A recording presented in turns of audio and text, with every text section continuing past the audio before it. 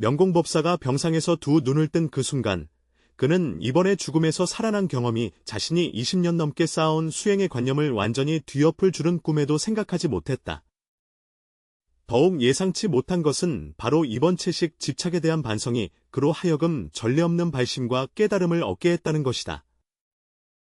연화산은 푸른 산에 둘러싸여 있으며 침종과 목욕하는 소리가 귀에 맑게 들려온다. 23년 전, 막계를 받고 출가한 명공은 한결같은 신심을 품고 불문에 들어섰다.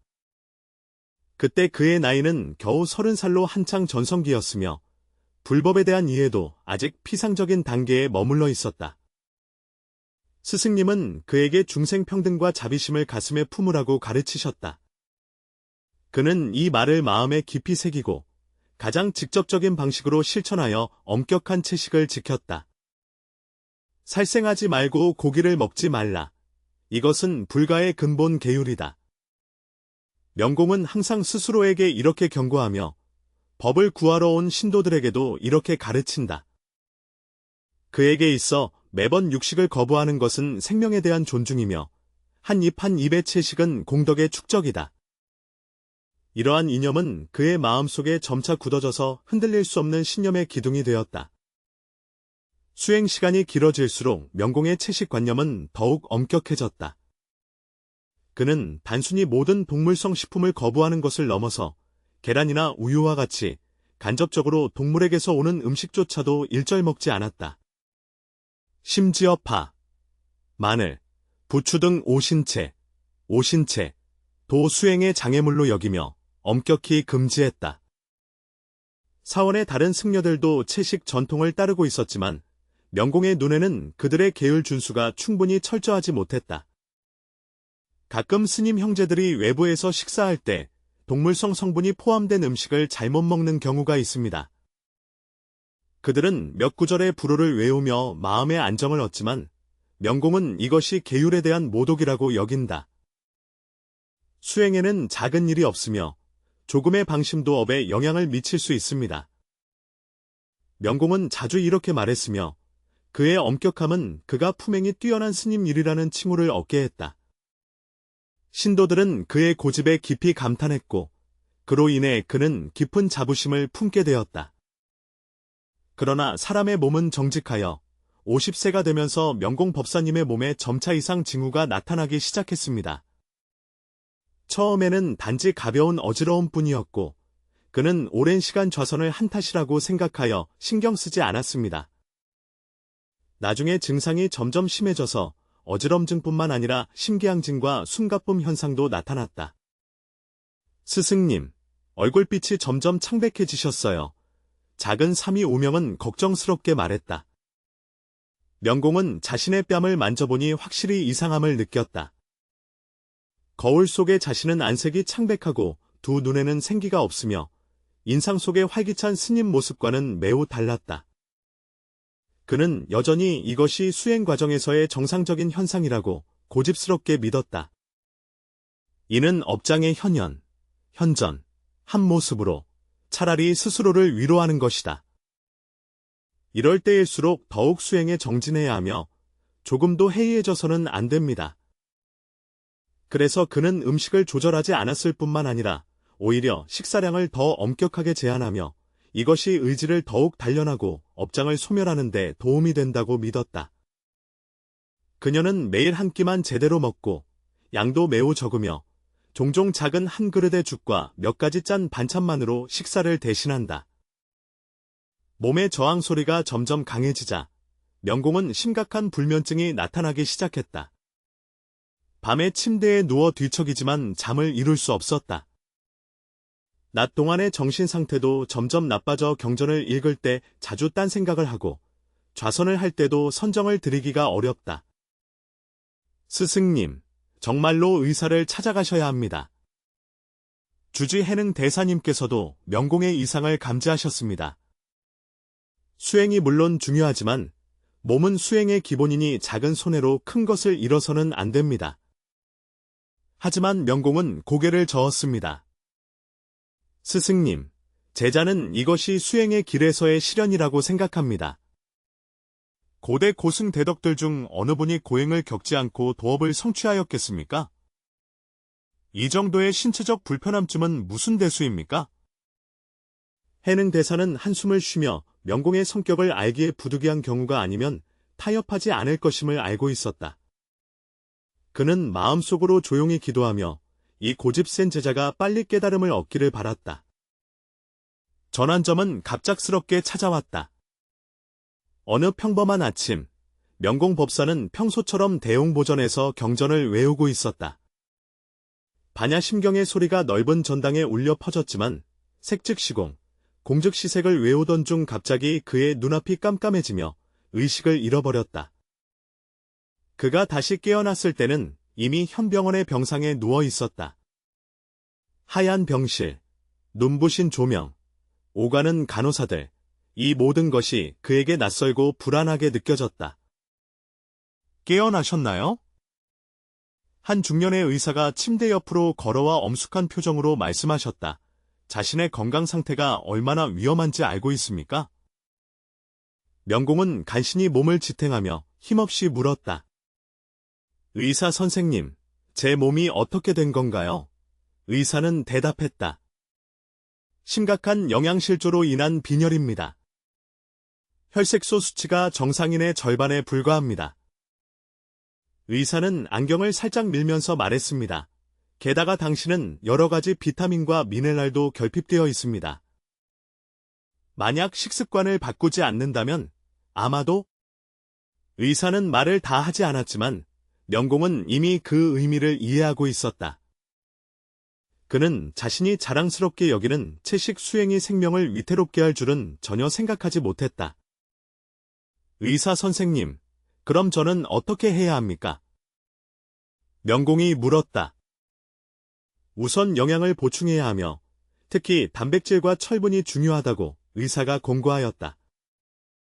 가장 좋은 방법은 적당량의 동물성 식품, 예를 들어 계란, 우유, 살코기 등을 섭취하는 것입니다.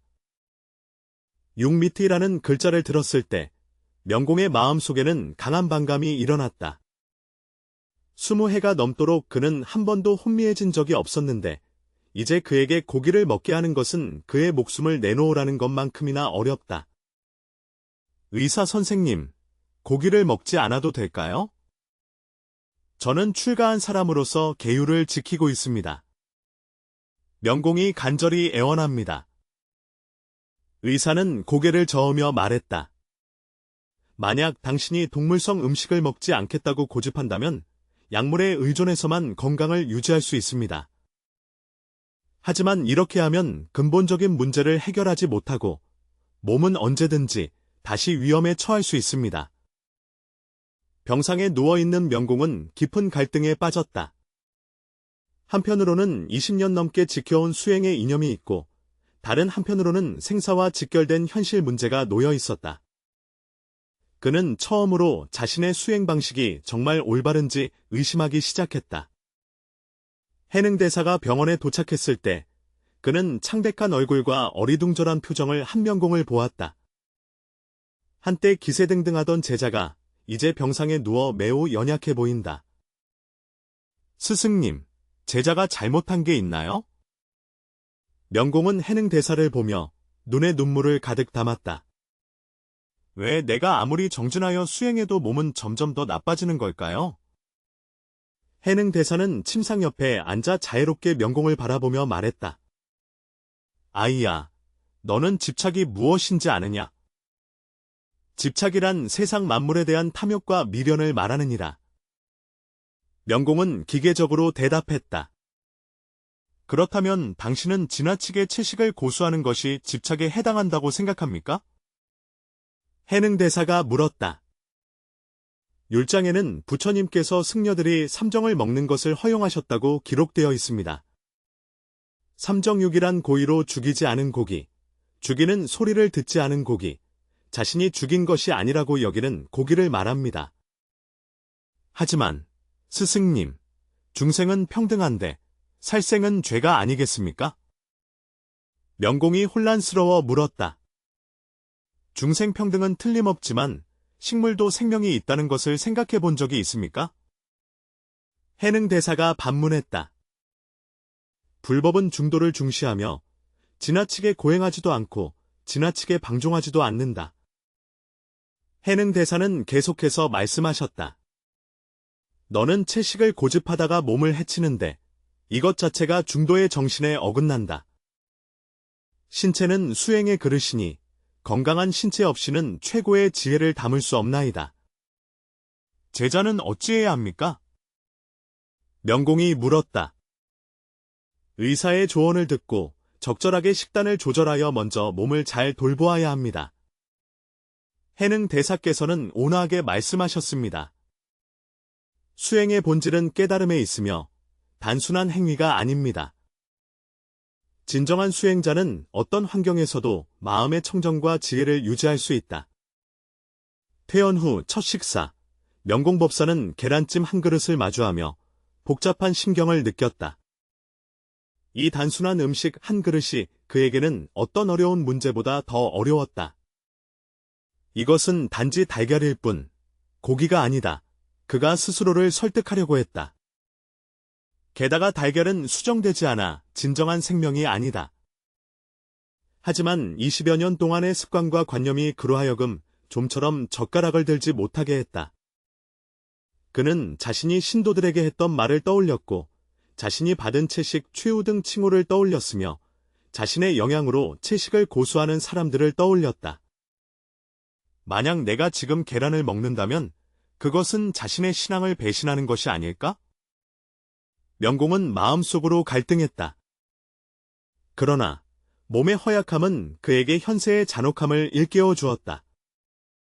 그는 해능 대사의 말씀을 떠올렸고 부처님의 가르침을 떠올렸으며 중도의 정신을 떠올렸다.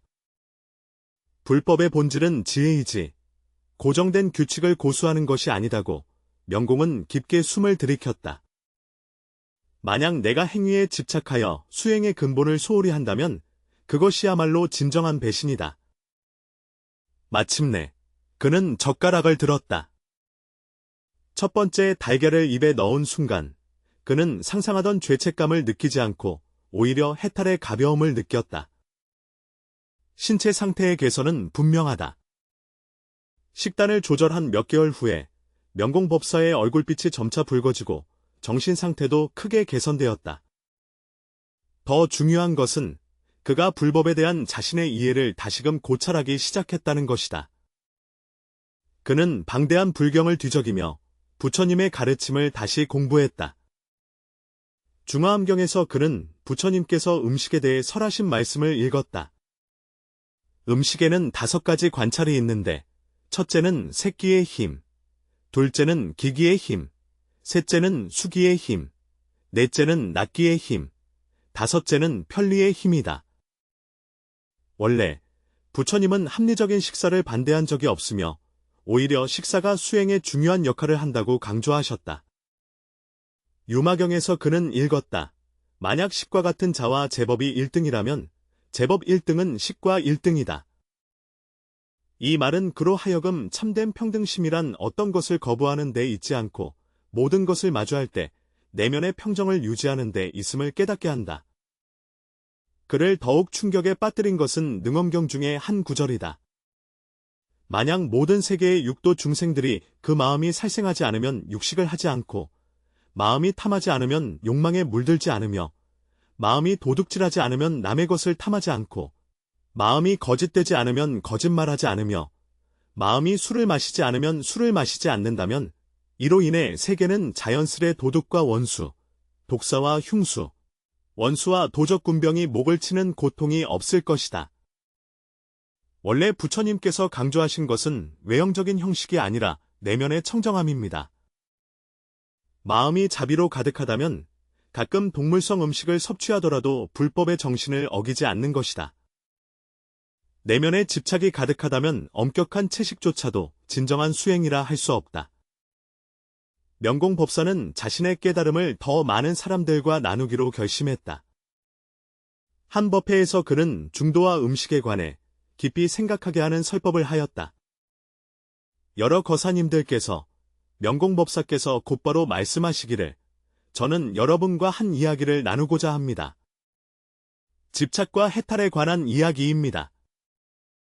그는 극단적인 채식주의에서 불법을 새롭게 인식하게 된 경험을 상세히 이야기했고, 무대 아래 청중들은 매우 진지하게 들었다.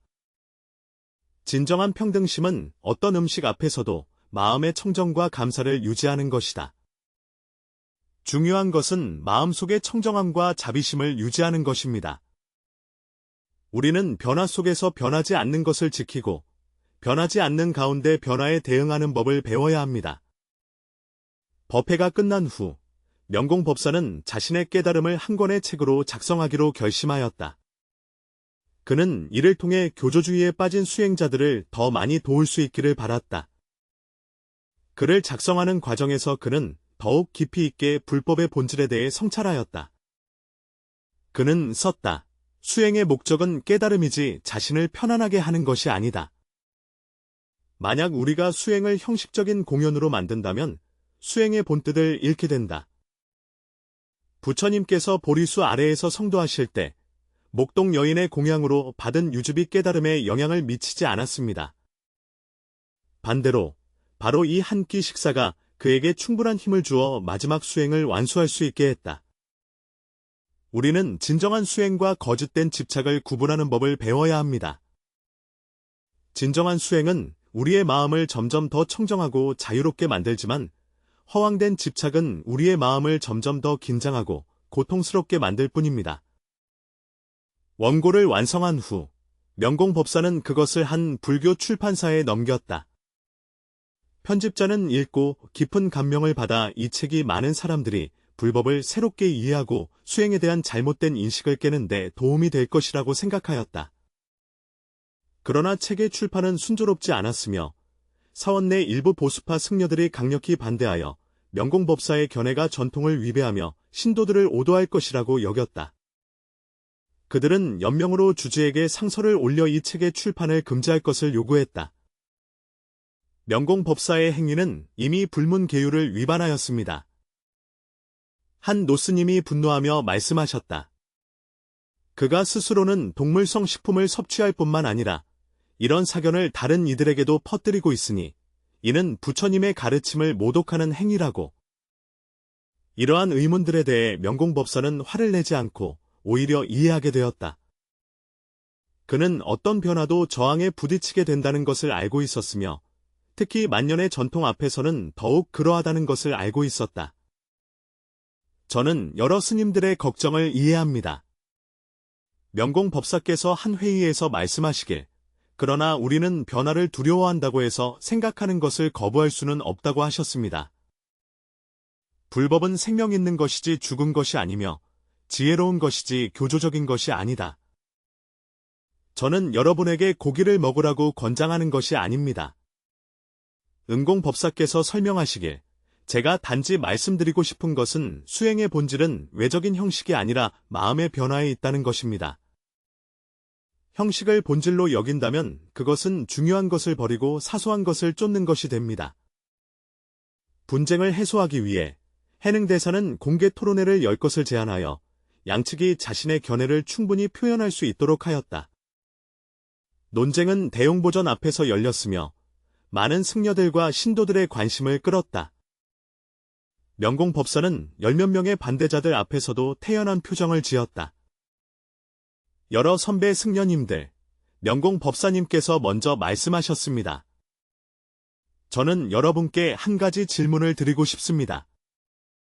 부처님께서 가장 중시하신 것은 무엇일까요? 당연히 계율입니다. 한 노 스님께서 답하시길, 계율은 불법의 근본이다.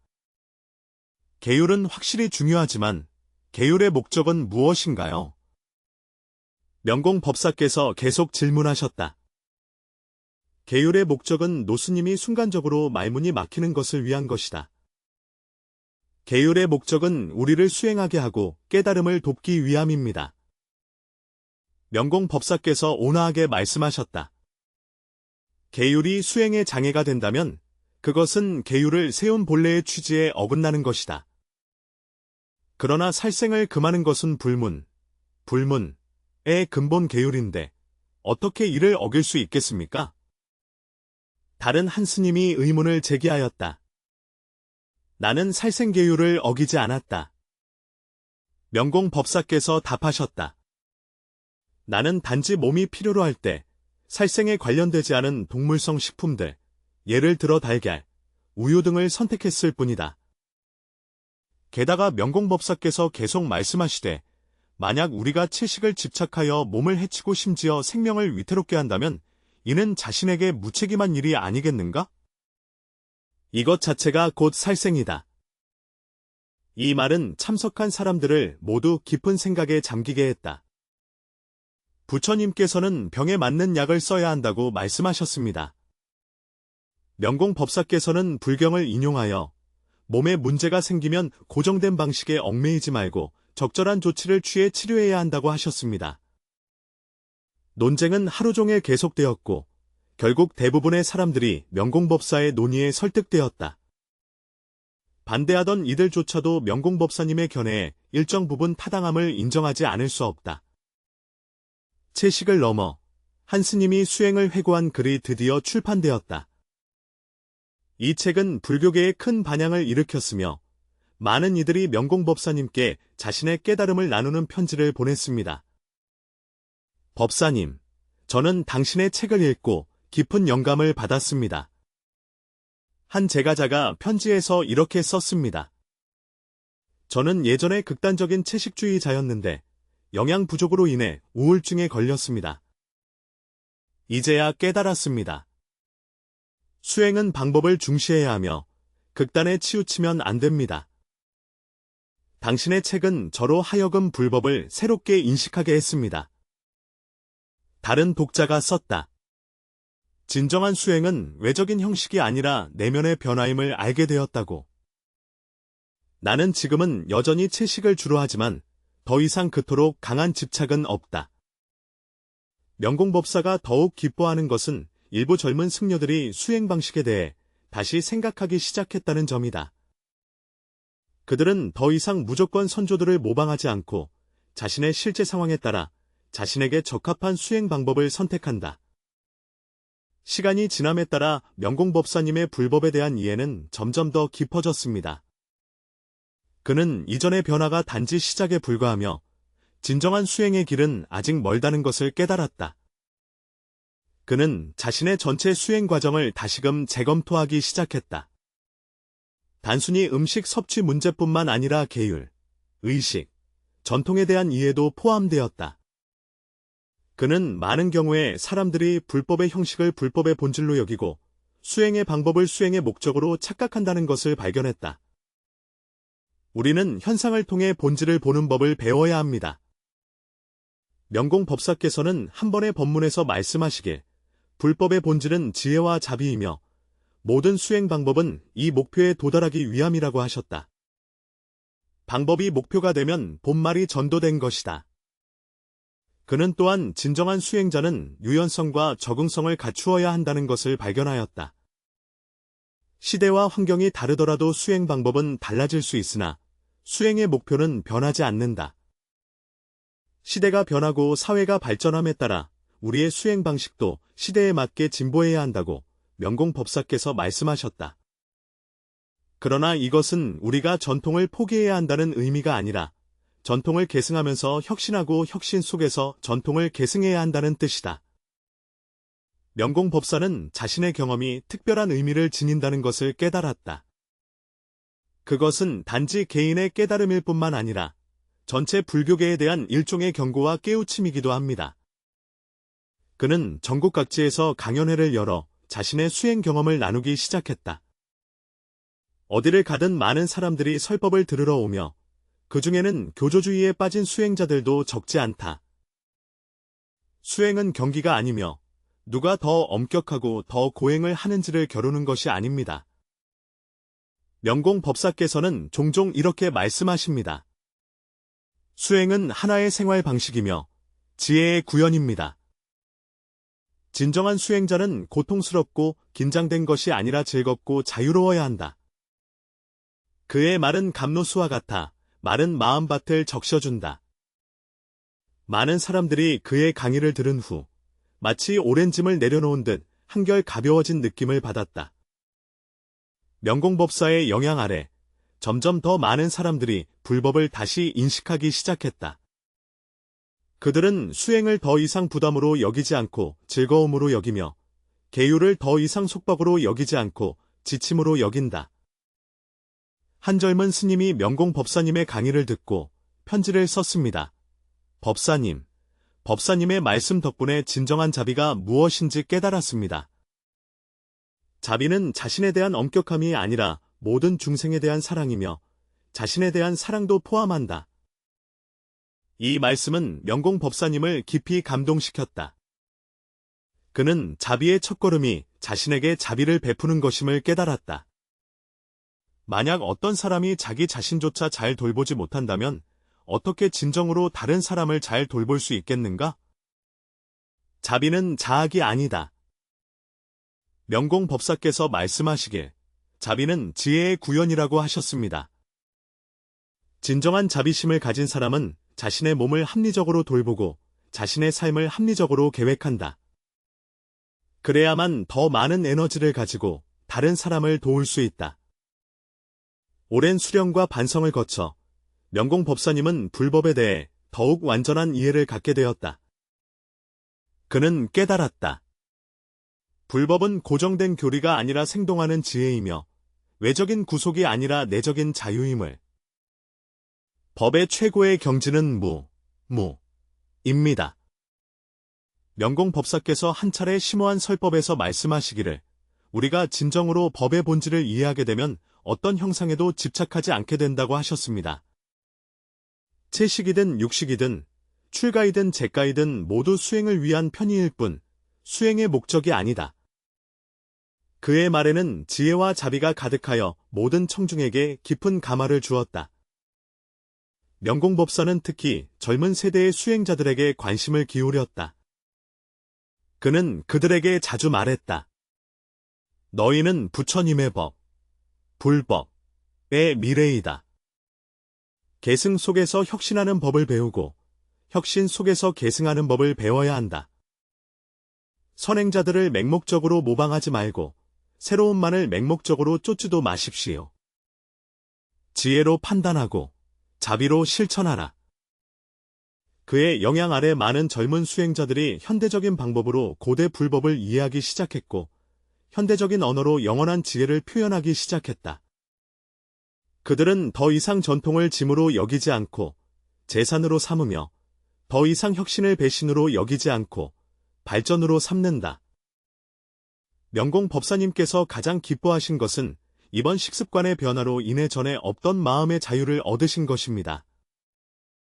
그는 더 이상 어떤 형식에도 구속받지 않고 어떤 교리에도 제한받지 않는다. 그의 마음은 더욱 넓어지고 더 많은 것을 포용하게 되었다. 진정한 수행자는 자유로워야 한다. 명공법사께서 말씀하시기를 이러한 자유는 방종이 아니라 해탈이며 무분별함이 아니라 집착이 없음을 의미한다고 하셨다. 우리의 마음이 진정으로 자유로워질 때 우리는 진정으로 다른 사람이 자유를 얻도록 도울 수 있습니다. 그의 삶은 더 단순해지지만 동시에 더 풍요로워집니다. 그는 더 이상 외적인 형식에 집착하지 않고 내면의 수행에 집중한다. 그의 자비심은 더욱 광대해져서 인간뿐만 아니라 모든 중생을 돌보며 식물, 광물, 심지어 온 우주에 이르기까지 모두를 포함한다. 명공법사는 자신이 단연간 수행한 경험을 한 문장으로 요약하였다.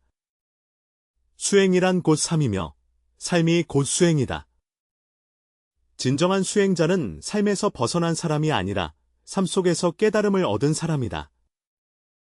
이 문장은 그의 좌우명이 되었고 많은 사람들의 길잡이 등불이 되었다. 그것은 간결하고 명료하지만 깊은 지혜를 담고 있으며 친근하면서도 최고의 경지를 가리킨다. 명공법사의 영향 아래 점점 더 많은 사람들이 이러한 태도로 삶과 수행에 임하기 시작했다.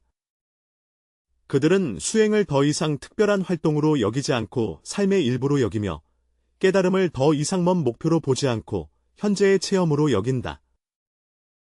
해질 무렵 명공법사는 사찰 뒤산에 홀로 앉아 멀리 산들이 띠처럼 이어진 모습을 바라보며 감사한 마음으로 가득 찼다.